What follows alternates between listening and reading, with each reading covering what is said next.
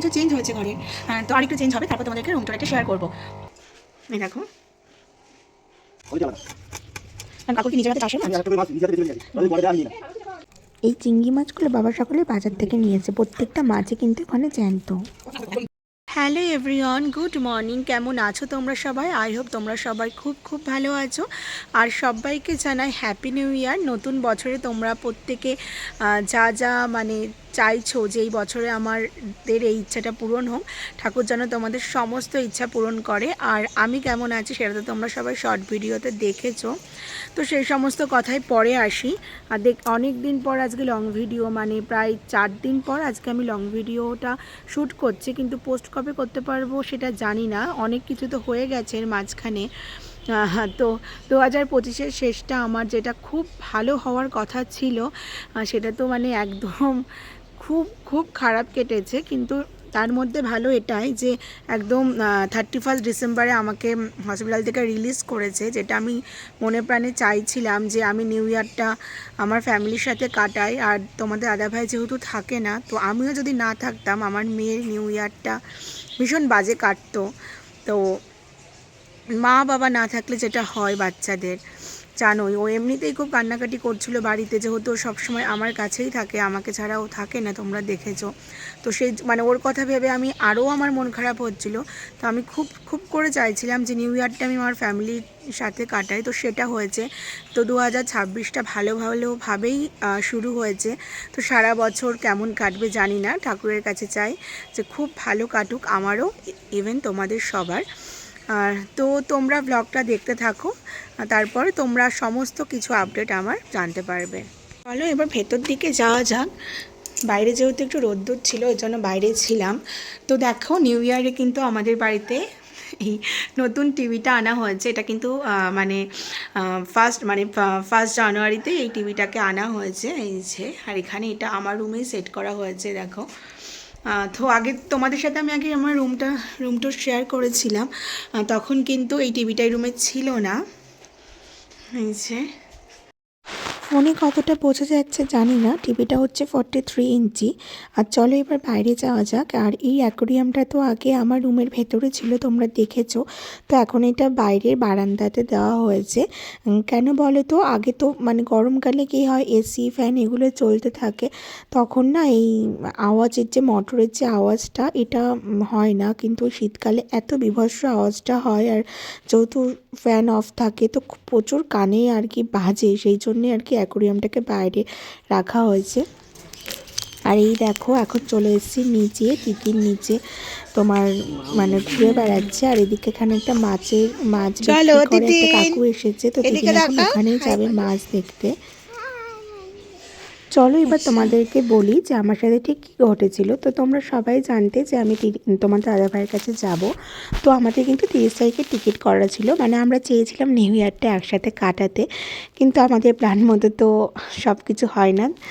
তো ওপরে তো একজন অলরেডি প্ল্যান করে রাখে, আর তার হিসাবে আমাদের সবাইকে চলতে হয়। তো 30 তারিখে আমাদের টিকিট করা ছিল। আর 29 তারিখ সকালবেলা থেকেই আমার সামান্য মানে আমার জ্বর এসছে আর কি। তো জ্বরের টেম্পারেচার খুব বেশি ছিল না, কিন্তু আমার মারাত্মক কাঁপুনি হচ্ছিল। আর এতটাই কাঁপুনি হচ্ছিল যে 4-5টা ব্ল্যাঙ্কেটও আমি কিছু তো নিজেকে মানে ঠান্ডা আমি কন্ট্রোল করতে পারছিলাম না। তো আমার মা সেদিনকে আমাদের এখানে একটা লোকাল ডক্টর দেখানো হয়, এবং উনি বলে যে সব কিছু শুনে যে আমার যাওয়ার কথা। তো উনি বলে যে তুমি তোমার এই যাওয়ার টিকিটটা ক্যান্সেল করে দাও, মানে যাওয়াটা ক্যান্সেল করে দাও।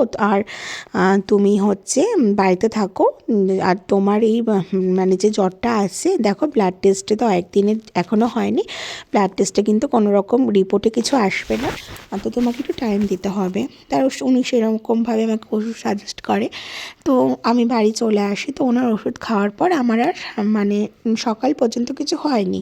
এবার তার মাঝখানে বাড়ি আসার পর যখন তোমার দাদাভাইয়ের কাছে আমি মানে কথা বলি যে ডক্টর আমাকে এরকম এরকম বলেছে, তো ডক্টর তোমার দাদাভাই বললো দেখো ওষুধ খাও, যদি তোমার কোনো রকম অসুবিধা না হয় আমি টিকিট ক্যান্সেল করলাম না, তাহলে তুমি চলে এসো। আর যদি কোনো রকম অসুবিধা হয় তাহলে আর আসতে হবে না। তো আমি যেমনটা বললাম সকাল পর্যন্ত তো আমার কোনো রকম অসুবিধা হয়নি। তো 4টের সময় আমি উঠি। ওঠার পর আমি মাকে বলি যে, "মা, আমার কোনো রকম অসুবিধা হচ্ছে না। তুমি টিফিনগুলো বানিয়ে নাও, তাহলে আমরা বেরিয়ে যাব।" কারণ আমাদের 9টায় ছিল ট্রেন আর 6টার সময় আমাদের বাড়িতে গাড়ি আসার কথা ছিল স্টেশন পর্যন্ত যাওয়ার জন্য। এবার তোমার 5টা মা উঠে টিফিন সমস্ত কিছু বানিয়ে নেয়। যখন 5টা বাজে তখন না আমার আবার সেই সেমভাবে কাঁপুনি শুরু হয়। আর এবার আমার শরীরটা আরও খারাপের দিকে যায় আর তার সাথে অ্যাড হয় বমি। মানে ভমিটিং হতে থাকে আর শরীরটা এতটা পরিমাণে খারাপের দিকে যায় যে ওষুধগুলো খাওয়ার পর্যন্ত ক্ষমতা আমার ছিল না। আমি না বসে থাকতে পারছিলাম আর মানে আমাকে যদি কিছুতে বসিয়েও রাখছিল, মানে ধরো আমাকে হেলান দিয়ে বসিয়ে রাখছে, সেই মানে কী বলবো, সেখানেও আমি হেলান দিয়ে বসে থাকতে পারছি না। আমাকে কেউ না ধরলে আমি দাঁড়াতে পারছি না। আমার হাত পা ঝিনঝিন করছে, কোনো রকম বল নেই আমার গায়ে, মানে ভীষণ খারাপ অবস্থা। তারপর তো আমাদের গাড়ি বলা ছিল সকালবেলা, সেই গাড়ি করেই আমি আমাদের কাছের হসপিটাল হাবড়া হসপিটালে ভর্তি হই। তারপরে তো মানে যাই আর কি, তো ডক্টর আমাকে দেখে সঙ্গে সঙ্গে অ্যাডমিট করেন আর তারপরে আমি 30 তারিখটা হসপিটালে থাকি এবং 31 তারিখে আমি বাড়িতে আসি, যেটা আমি খুব চাইছিলাম আর কি মনে প্রাণে। তো সেমনই বাড়িতে আসি। তারপর একটু তো তোমরা জানোই। আর যাই হোক, অনেক গল্প হলো। আর দিদিন যে মাছ দেখতে গেছিলো সেখান থেকে চিংড়ি মাছ কিনে এনেছিল আর দেখেও, যেহেতু প্রন খুব ভালো খায় আর বাবাও আজকে বাজার থেকে চিংড়ি মাছ এনেছে। আর আমার মা কিন্তু এখনও হাতে বেটেই মশলা করে তারপর রান্না করে আর খুব কম মিক্সি ইউজ করে। আর এই যে দেখো, এখন দোতলার ছাদে এসেছি তোমাদের সাথে গল্প করতে করতে। এখানে কিন্তু আমার বাবা, আমি ওই যে মানে হসপিটালে যে কাঁথা বালিশগুলো নিয়ে গেছিলাম, ওই যে কম্বল, বেড কভার, এই সমস্তগুলো বাবা হচ্ছে সব এখানে ছাদে এনে কেচে দিচ্ছে। আর আমার বাবাকে হচ্ছে হেল্প করতে এসেছে আমার মেয়ে। তো অনেকগুলো দিন পর জানো তো এই ওপরের ছাদটাতে আসলাম আর এসে দেখছি এই যে সজনে ডাঁটা গাছগুলোতে পুরো হচ্ছে তোমার কড়ি ভরে গেছে। আর আমাদের বাড়িতে তো অনেক সজনে ডাঁটা গাছ আছে আর কাঁঠাল গাছ আছে, তোমরা আগের থেকে যারা আমার ব্লগ দেখছো তারা জানো। দেখো ফুলও কিন্তু মানে প্রত্যেকটা ডালে ডালে আর কি ফুল ভরে গেছে।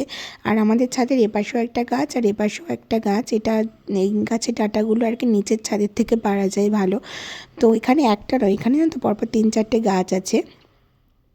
তো সেটাই আর কি তোমাদেরকে দেখাচ্ছিলাম। আর আমাদের বাড়ির পাশে প্রাইমারি স্কুল, যেটা ছাদের পরে উঠে দেখা যায়। আর এখন তো দুপুরবেলা, দেখো মিড ডে মিলের টাইম হয়ে গেছে, বাচ্চারা কিন্তু সব লাইন দিয়ে দাঁড়িয়ে আছে, ওদেরকে আর কি মিড ডে মিল দিচ্ছে। আর ওই যে মানে স্কুলের সামনেটাই হচ্ছে তোমার মেন রোড। তো আমাদের বাড়িটা জানো তো খুব ভালো জায়গায়, আমাদের বাড়ির চারপাশ থেকে রাস্তা। তো ওই যে দেখতে পাচ্ছ যে মানুষগুলো আর কি চলাচল করছে, ওটাই হচ্ছে তোমার হচ্ছে মেন রোড। আর এই বাড়ির সামনের দিকে আর পেছনের দিকে দুদিক থেকেই হচ্ছে গলির রাস্তা। আর আমাদের বাড়িটা মিডিলে পড়ে। আর দেখো বাবা পুরো ছাদের কানায় চলে গেছে ছাদ পরিষ্কার করার জন্য। আর প্রত্যেকটা বাড়ির ছাদের পরে দেখো কাঁথা আর কম্বল মেলা রয়েছে। ছাদে এসেছি, রোদ্দুর পোয়াতে বেশ ভালো লাগছে এখন। আর স্নান তো করা হয়নি, মেয়েকেও স্নান করাবো আর আমিও স্নান করব। তো ছাদে এসেছি, সবার সাথে দেখা হচ্ছে। শীতকাল মানে সবাই তো এখন ছাদেই বেশি সময় কাটায়। সবাই জিজ্ঞেস করছে যে শরীর কেমন আছে, কবে যাবি। তো আমি বলছি এখনও কোনো কিছু ঠিক নেই, আগে আমার নিজের শরীরটা একটু স্টেবল হোক, তারপর যাব।